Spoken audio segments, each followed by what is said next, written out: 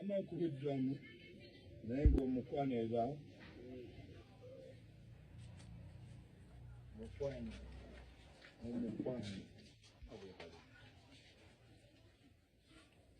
nina omuntu eyangamba nti wiza asiiba ku miguwa amawulire nenga wakanya nnyo naye mu mbeera zonna kino kisobola okutuuka ku buli omu. Wizo tali mu mbeera nnungi ne bw'oba omutunuulidde. Okuva leediyo bwe yafa n'ava mu bulamu bw'ensi eno, Wizo yagaana okukkiriza embeera. Wizo si yasoose okukola loosi, si yasoose okufiirwa. Naye Wizo yagaana okukkiriza nti asobola okubeera mu nsi nga talina hiiti.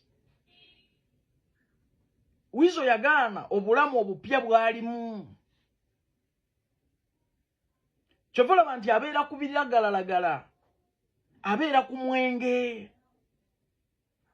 It's matter of okukkiriza bulamu nti sente ziweddewo, tetukyasobola kuyimba nnyimba, gwe mbadde nnyimba naye afudde, tetukyayinza kuba bisaawe nga bwe twakolanga, nsigadde bw'omu, nsigadde mu bwavu, nsigadde mu bunaku, n'otandikira awo embeera. Si kuteeka mwenge ku mutwe kwerabira, kukulowoozesa nti oli mu bulamu bw'otaliimu, nti gwe serebu superstar. Ntegerekese embeera Wizo gy'alimu teweerimba nti tosobola gituukamu. Osobola okufuna shock nga ssente zo zonna ze wakola ebbanga eddene ziweddewo, abadde omugagga ng'oli mwavu.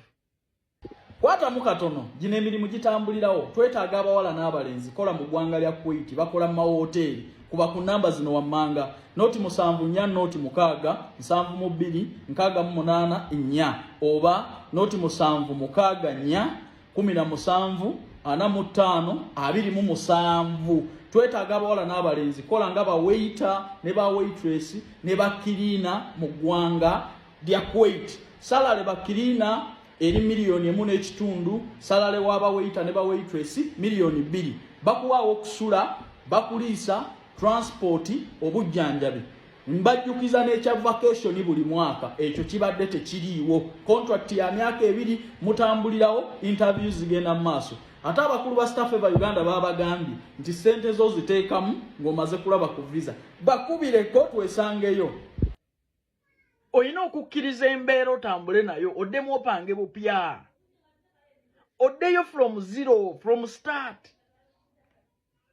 Si kukeera kunywa mwenge kugangayira. Si kwekubya biragalalagala. Oyongera ku mbeera. Ebiragalalagala tebisobola kusolvinga problem yonna, mesi yonna ya muntu.